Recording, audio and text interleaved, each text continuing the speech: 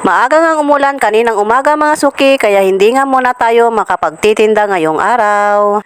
Dahil umulan nga mga suki ay hindi nga muna papasok yung aking kapatid na siyang nagbabantay sa ating tindahan. Buti na nga lang mga suki ay meron tayong pa-order ngayong araw.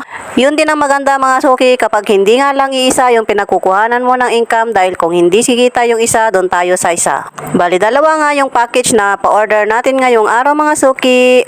At dahil wala nga yung kapatid ko ay kaming dalawa lang ang nag-prepare at nagluto ng ating pa-order.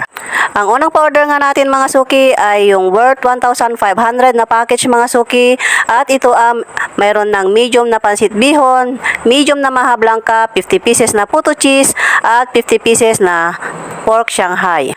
At ito nga mga suki ay i-deliver namin sa Dalumpinas Este, San Fernando, La Union.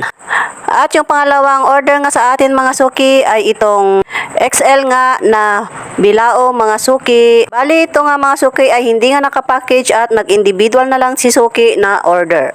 Ang extra large na bilao nga mga suki ay pwedeng kumain ang 25 to 30 na katao. At ito nga yung order ni Sir Edmac ng Urayong, Bawang, La Union. Ang order nga ni Suki ay extra large na spaghetti, extra large na pansit bihon, extra large na palabok, at medium size na bread roll, at 150 pieces na pork Shanghai. So ito na nga yung pa-order natin ngayong araw mga suki. At yun lang mga suki, at salamat po sa inyong panonood, at salamat din po sa pagsuporta sa aming maliit na negosyo. And God bless po!